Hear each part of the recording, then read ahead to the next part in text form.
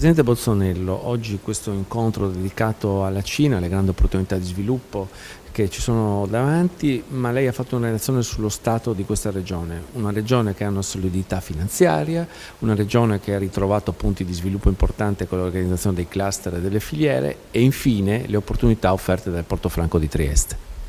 Per gli investitori, in particolare gli investitori cinesi, sappiamo benissimo che il primo punto è la affidabilità e la solidità di un territorio dove vogliono andare ad investire. Noi da quel lato abbiamo le carte non in regola di più.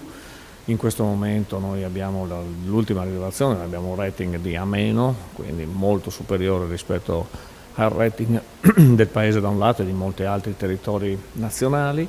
Abbiamo sicuramente un rating positivo anche per quanto riguarda il rapporto entrate-spesa, anche questo testimoniato e avallato dalle primarie agenzie di rating, e dall'altra parte abbiamo un sistema altamente innovativo perché in questi 4 anni ci abbiamo lavorato moltissimo, abbiamo riportato il sistema da distretto a cluster, abbiamo fatto un'operazione condivisa con il territorio, partenariato, associazioni di categoria, e dall'altro abbiamo investito i denari sia quelli legati all'Europa, quelli che ci arrivano dall'Europa, quelli dello Stato e quelli della nostra regione all'interno delle traiettorie, di precise traiettorie di specializzazione, la cosiddetta S3. Per un investitore questo è fondamentale, sapere che se arriva qui, mette i soldi in ha la possibilità di accedere a quei fondi su quei temi. E quindi è anche un modo per un approccio molto, come dire, professionale. Oggi approcciare a un mercato come quello cinese non è più l'approccio di qualche decennio fa o di qualche anno fa, l'approccio è legato a un'interlocuzione molto solida, è molto legata alla formazione da una parte, all'informazione e poi alla capacità di instaurare rapporti molto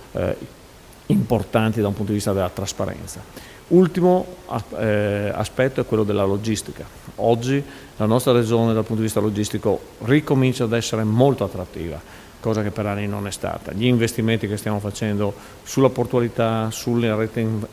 infrastrutturale legata sia alla gomma che al ferro, quindi autostrade, ferrovia, interporti,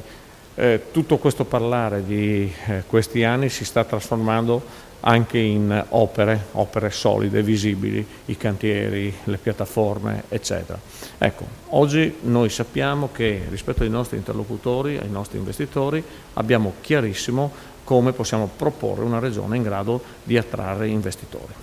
Presidente, non a caso si è parlato ad autunno della sottoscrizione di un accordo importante con la provincia di Shanghai, quindi concretezza anche in questo caso? Sì, è così, c'è questo e più ci sono un'altra serie di interventi che andranno a concretizzarsi da qui a, in particolare sull'area portuale,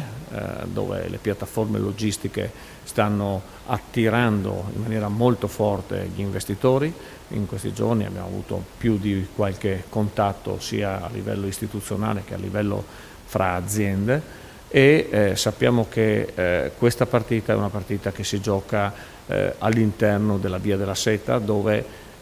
la rappresentazione plastica è proprio di questi giorni. Andate a prendere i più grandi quotidiani, prendete pure il Corriere, Repubblica, il Sole 24 Ore e vedete che nel disegno per quanto riguarda l'Italia c'è scritto solo Trieste. Questo è il